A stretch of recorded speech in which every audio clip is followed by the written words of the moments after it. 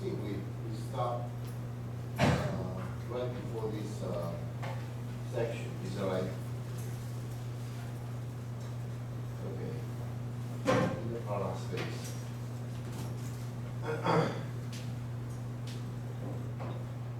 So, let me see.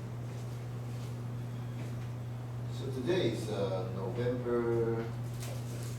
Which day?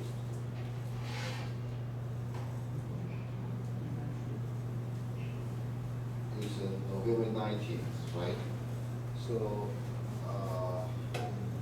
how many lectures do we still have? I mean, where is the final exam?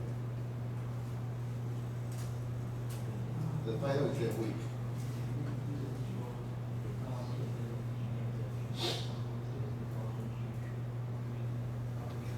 期末考是哪一周？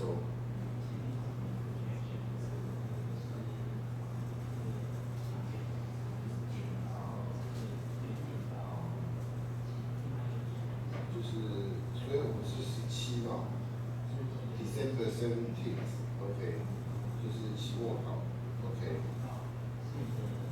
然后我回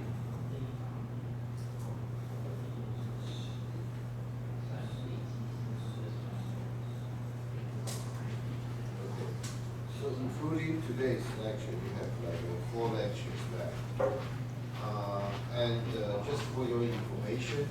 Okay, we still have 2 quizzes to go, okay? So we will have the 5th quiz next week, okay? 我们还有2个 quiz 哦，所以下一个礼拜我们会有 quiz 5, okay? 然后the quiz 5, of course I will give you like a practice question later tonight, okay? And because like the quiz 5, I mean, is held like in the regular,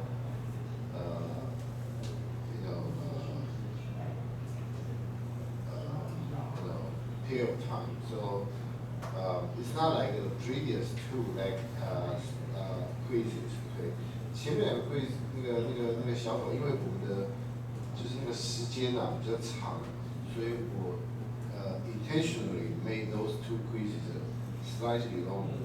Okay. But this quiz 5 and quiz 6, okay, supposedly like I would just do it like the previous 2 quizzes, okay.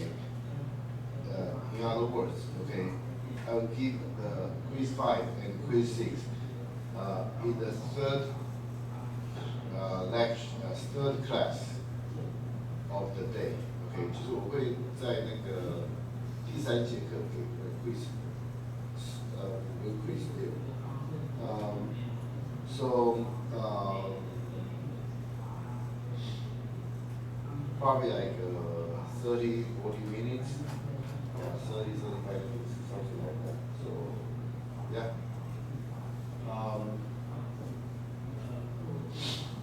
And of course, if you already earned enough credit from quizzes, okay, I mean, you probably don't need to worry about maybe the last one or last. 我们是区最高的14，没有错。是，所以说如果说你们的成绩还不错，你们也许 OK，you may not need to worry about the last two quizzes. But if you feel like you need to improve your grade, okay, then quiz 5 and quiz 6 are still there, okay, for you. Okay. 好，所以 okay, let's go back to the lecture. Okay, the inner product space. Okay, actually this section, okay, the inner product space is if you want, you can try to understand it as just inner product.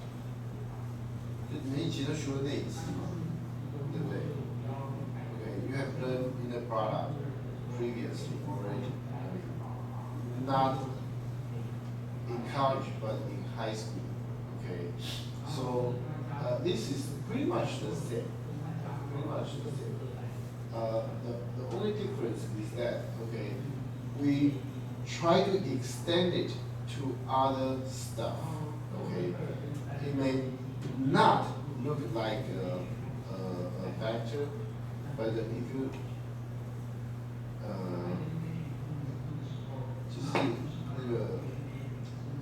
you will see like it looks like I mean the format doesn't look like a vectors, but if you use it, you will find that it's just like in the product. Okay, so for example, let's see the definition. What is the inner product space? That UV and WB vectors in a vector space. So first, it has to be a vector space. Okay. And C be any scalar. An inner product on D is a function that associates a real number, okay, UV with each pair of vectors, U and V, and satisfies the following attribute. Okay, first, okay, so this is like you can say it's an inner product group. Okay, so obviously, like, if you change the order, it shouldn't change the result. Okay, and the U, V plus W. Okay, we have like distributed law. It's U inner product B plus U inner product W, and the C times U inner product D will be CU inner product. Okay, so U inner product U. Okay, so we know this is basically kind of represent like the norm. Okay, I mean it has something to do with the length of the U, right? The norm. So this must be greater or equal to 0, and this is 0 if you if U is 0. By the way, this is extra, so basically you don't need to prove it. Okay, you don't need to prove any of that. It's like it's in the product space. I mean, it has to satisfy all these properties. It has to, but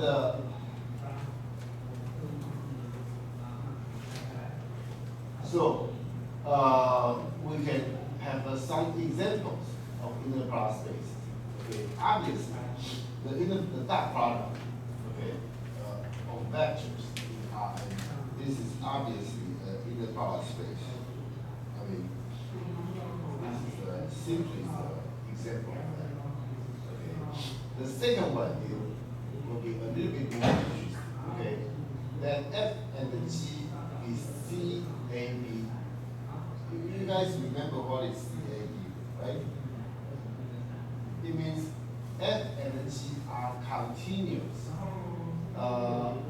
in the range of A and B, and it is differentiable. At least one order differentiable. Okay? Then FG, okay, F inner product G will be, the interval, okay, F times G dx, okay, interval from A to B.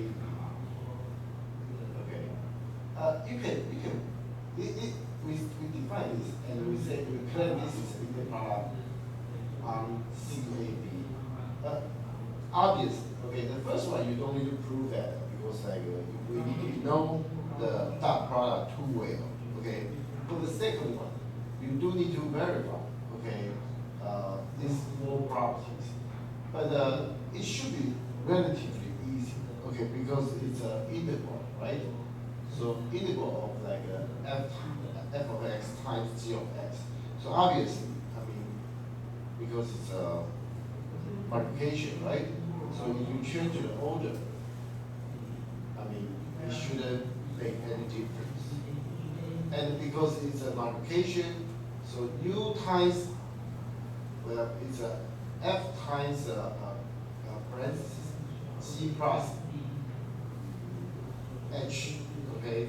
Then obviously, I mean, for this, multiplication to the summation, I mean, we also have like distributive law, and then we can separate them into two terms, and each one will be just like this. Okay, and this, if you multiply a constant to the integral, I mean, that constant can be, can be written into like the one of the functions. So this is also here. And the only thing we need to see is the last one, okay? But for the last one, okay, if you have two identical functions, okay, integral a b f of x dx, then it's going to be f of x squared dx. So obviously, okay, f of x squared, I mean, it must be positive, right? Well, it must be positive at any x value, in the range of a and b, right? So if that's the case, the integral of this range must be positive, or must be greater or equal to 0. Okay, so we have the first one, and then okay, if this inner product is 0, it means that your u is 0. Okay, here, okay, basically, okay, f of f squared dx, okay, I mean, if it's 0, that means like in this range, I mean, all the value will be 0. Otherwise, I mean, you must have some value that, that will make this integral greater than 0. Okay, this is because integral is like basically like an area, okay, underneath that function. So we know that. 那后面是有点多，这其实大一的是微积分啊，这积分就是你看这个方选的下面那个面积嘛，对不对？所以如果说它这个地方整个出来是零，代表它是面积是零，面积零，因为 x 平方一定是大于等于零，所以唯一可能会让这个面积为零是 f of x 在这个区域都是零 ，OK，then basically we have this. Okay, so yeah, so this strangely looking stuff is an inner product of our CAP.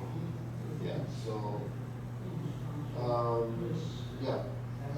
and basically, okay, all the property, all the stuff that we derive from this chapter can be used in such a product space. Okay, even though it does not look like a vector. Okay, because we are talking about functions. Okay, the next example is easier. Okay, let A, B be like matrix of like 2 by 2 matrix. Okay, then the inner product A and B, okay, is defined to be A11 B11 plus A12 B12 plus A21 B21 plus A22 B22. Okay, this is the inner product of 2 by 2. Well, you can just try to rationalize by this thing, but as like a vector of 4 components, or put it another way, R4.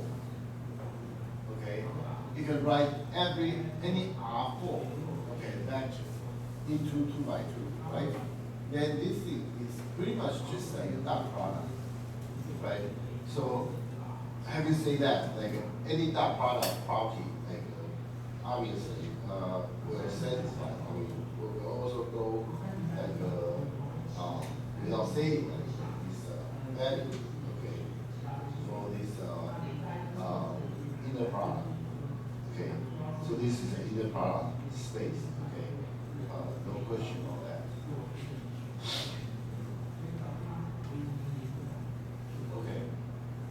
So previous 4 things, 4 properties are actions. Okay. So any inner product space needs to satisfy those 4 actions. But from those 4 actions, we can derive additional properties. Okay. These additional properties will require like some proof.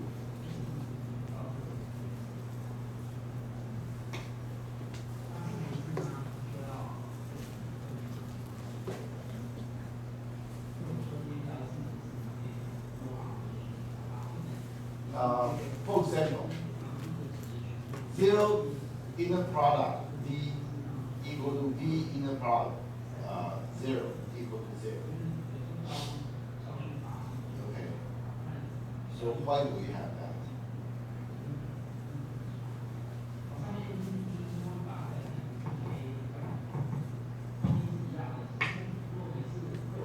So we know like U inner product B 0 is going to be the same as U inner product B plus negative B, right? This is the same, right? Because B and negative B cancel out each other. So according to our previous actions, okay, we think, okay, we have a distributed law. So this is like U inner product B plus U inner product negative B, or negative 1 B, and then U B inner product. Okay. This negative 1, according to another action of the inner product, we can get that thing out. So it's going to be negative U B. So I mean, it did minus itself. So it is 0. Okay. So if this is 0, obviously like a B if U inner product is 0 is 0. So 0 inner product U obviously will be 0 too. Okay. So another one, okay, the distributed law of the other side. Okay. So this just requires some exchange. For example, U plus B W.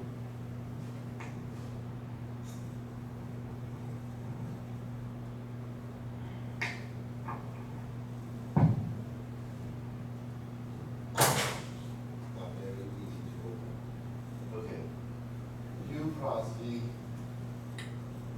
W. We know this one is going to be the same as W U plus B, right? According to action, okay, according to one of the action. And then for this one, we have distributed law. W U W B. Okay, and then we can apply the similar distributed law, the action to change the order. So it's going to be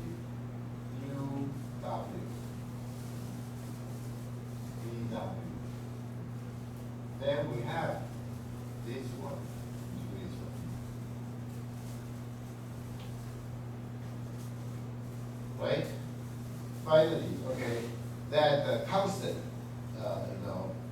multiplied to the inner product can be put into like a second term instead of the first term. That's also, relatively easy. So U CV equal to CV U. When you write like that, according to the action, that C can be written like outside. C U. So, and then these two can exchange. So C,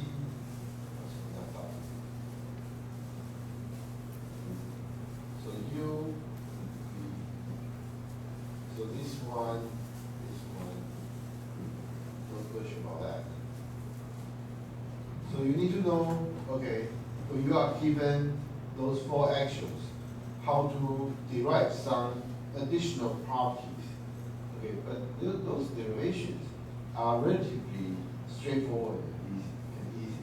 Okay, shouldn't be an issue. Okay, shouldn't be an issue.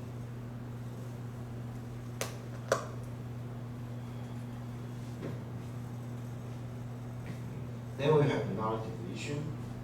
Okay, let U and V be vectors in the inner product space. The norm, okay, will be of a U will be, it's written like that, and it's going to be U inner product U, okay, square root, okay. We already talked about this a little bit, okay. And interestingly, okay, the distance between U and V will be like U minus V, the norm. Because remember, the norm represents the distance, okay. But previously, I mean, we in like geometric 就是分析几何啊，高中学的分析几何。Basically, we define the distance. Okay, for example, 2 point P and Q. Okay, it's going to be like for example, X. So PX, PY, PZ, like PY. PX. Sorry, XP, YP, ZP, and XQ, YQ, ZQ. It's going to be XP minus XQ squared plus YP minus YQ squared plus ZP minus ZP minus ZQ squared. Okay, you sum up this three and get a square root. Okay, in high school we just define this is the distance, but now okay we define inner product first and then define the distance. It's going to be like that. Obviously, if you try to calculate from here, you will obtain the same distance formula. Okay, for regular vectors in Rn. Okay, it's not an issue. Okay, but now you understand, we come from here, from the definition of inner product. Okay, so once you know that, okay, you will also understand, okay, the cosine theta of two vectors, okay, can be calculated by U dot V. Okay, actually it should be like this. This it should be written like that. It's not the right way. It should be cosine theta equal to U V and the norm of U times the norm of V.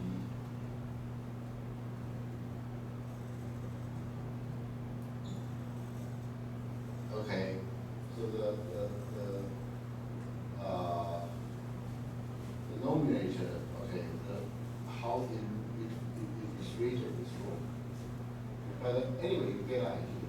So we define inner product first, and then we can use that to define our angle. Okay, define our angle. Okay, The last one, oh, sorry, not the last one. If U and B are orthogonal, okay, U and B are orthogonal, the inner product of these two will be 0. Okay, so now we can also use inner product to define orthogonal. Okay, I mean, again, previously we first show two vectors are orthogonal, and then we try to derive. Okay, such it is the case. Okay, the inner product will be 0. Okay, now it's the opposite. Okay, we define inner product first, and then we can use that to define the whether or not two vectors are orthogonal. So for that, I mean, obviously, once you define your cosine theta like this,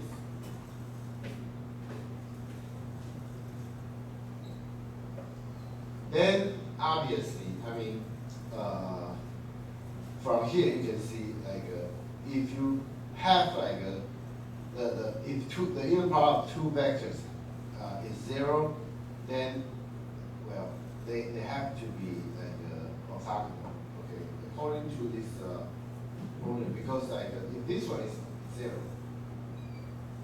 of course the norm of U and norm of B must be greater or equal to 0. Okay, so here we assume they are non-zero. Okay, then you can see that cosine theta is 0. When cosine theta is 0, then theta must be, well, 90 degrees or 270 degrees, right? So that means they are orthogonal, right? The last one, if U, the norm of U is 1, then U is called a univector. Okay, this just means that, well, it's a very simple definition, right? Univector, just the norm is 1. Remember, I keep telling you the norm basically represents the length. So length of the vector is 1, so it's a univector. If U is not 0, okay, so it's a non-zero vector, then U divided by its norm is a univector in the direction of U. Okay. First, it is in the direction of U because the norm, we are multiplying this vector with a positive constant, right? The norm of U, 1 over a norm of U. I mean, this is a positive, obviously. Okay, I mean, so if it's a positive, you don't change the direction, right? And then, okay, it is a univector vector because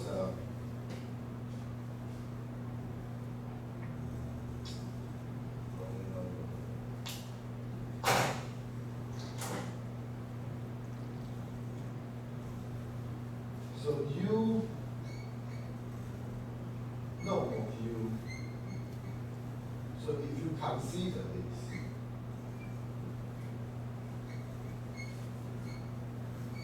it's going to be, okay, because the denominators are constant, so you can get it's going to be norm of U squared over 1.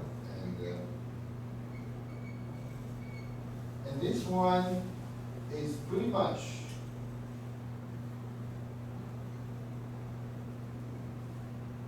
norm of U squared. This is norm of U squared. According to the definition, so this one is 1. So we have, this is the univector.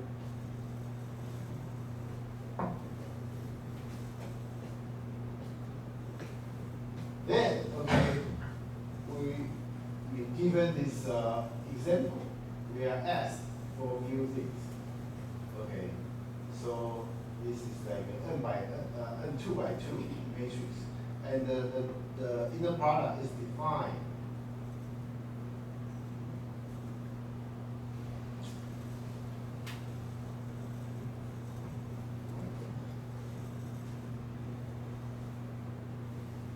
The inner product is defined just like this one. This one. Then we are asked to calculate. For example, the inner product is 2.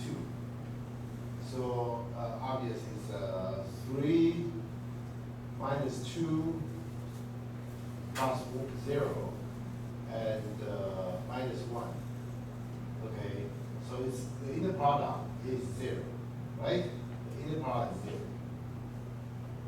Because 3 minus 2 minus 1. Okay, so the length of A and length of B. Okay, the norm A, norm B. I mean, you just do like inner product, A inner product, A, and then get square root of it. So it's going to be 1 plus 4 plus 1. So it's going to be square root of 6. Okay, the second one's like the norm of B is going to be the square root of 15, right? 9, 10, 11, like 15. The square root of 15. So distance between A and B. So you first do like a subtraction. So you get like the first is -2, 3, -2, -2. So it's 3, 2, and 1, 3. So it's going to be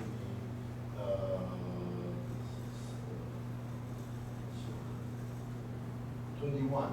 Okay, so square root of that. Okay, square root of 21. Okay, so that's square root of 21. So A divided by A is square root of 6. So basically you divide every element by square root of 6. Okay, so pretty easy. And angle between A and B, because like the inner product of A and B is 0. So it means like these two vectors are orthogonal. So their degree, according to the formula, will be 90 degrees. Okay, or you can say cosine theta is 0. Okay, so if U is not 0, prove that U divided by the norm of U is a univector. I already proved like a general case, so I don't think I need to do that for like this special case. But if you are interested, you can give it a shot. So we are done with this section. Okay, now so we can continue. The orthonormal sets. Okay, actually we previously already used this term, but we actually it's a bad practice that we use this term early on before we define it formally. Okay, I at that time I explained to you. Okay, basically like if you have a orthonormal set, it means that this set is orthogonal. Okay, because previously we already defined like a set is a vector is orthogonal means like every pair of this of vectors from this set, okay, they are orthogonal. Okay, and if it's orthonormal, that means every vector in this set, okay, in addition to the orthogonal property, okay, every vector in this set, okay, they are univectors. Okay, so you can see the definition of orthogonal and orthonormal. Okay, a set S of vectors in an inner product space D is called orthogonal if every pair of vectors in S is orthogonal. In addition, if every vector in this set is a univector, then S is called orthonormal. Okay, just like what I just told you. Okay, basically. Okay, so obviously, just like a previous, we always give some example after the definition, so you can see like this set of S that contains like 3 vectors. Okay, so we want to show that this is also normal set in R3. So first we need to show that the inner product of any pair of these vectors, 3 vectors, the inner product is 0. Okay, well, I will not go, obviously, you have three different possible pairs, so you need to do that, those calculations. So, I will just show you the inner product of the first two, okay? So the first, 1 over square root of 2 times square root of 2 over 6. Okay, it's negative 1. So these two multiplications will be negative 1 over 6. The second one, okay, is going to be positive 1 over 6. And then the third one, because like the third element of the first vector is 0, so it's 0. So it's going to be negative 1 over 6 plus 1 over 6 plus 0. So it's, the inner product is 0. So you can check the other two for verification. And then, okay, you need to show that every vector here, okay, is a unit vector. For that, I just show the first one. Okay, the first one, the vector inner product itself. Okay, and it's obviously it's a 1. Okay, so the second one, well, it's 2 divided by 36 plus 2 divided by 36 plus like 8 divided by 9. Okay, you can calculate. Okay, eventually this thing is going to be 1. Okay, and so on. So I think that you can do this calculation relatively easy. Okay, but the next two are more interesting. Okay, because the next two are not regular vectors. Okay, in P3 with the inner product. Okay, P, Q, okay, equal to A0, B0 plus A1, B1 plus A2, B2 plus A3, B3. By the way, do you guys remember P3?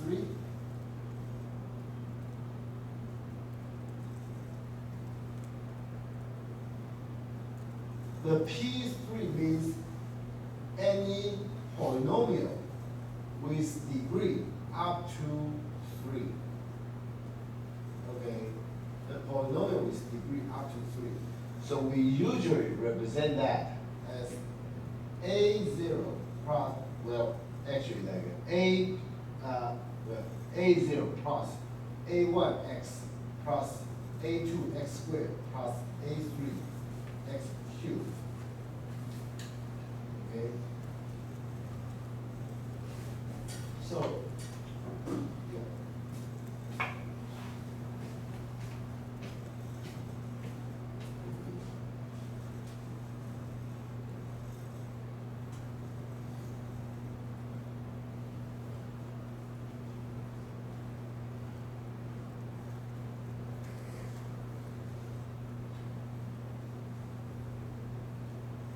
so your P is actually, your P is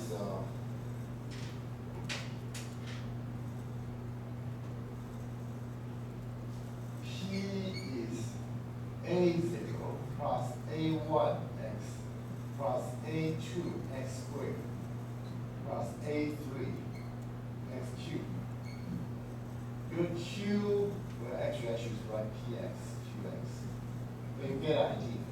It's B0 plus B1x plus B2x squared plus B3x cubed.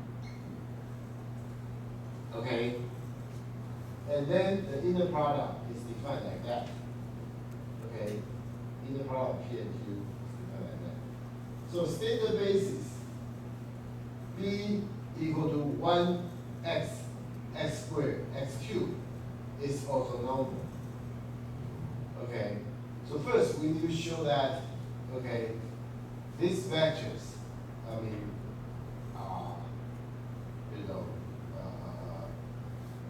any pair of them is orthogonal. That's pretty easy, okay, because if you write it into that, okay, for example, let's just look at like, for example, x and x cubed, okay? Let's look at inner product of x and x cubed. From here, okay, we have like a1 is 1. And all the other a0, a2, a3 are 0. Okay, so a0 equal to a2 equal to a3 is 0. And this one, okay, obviously B3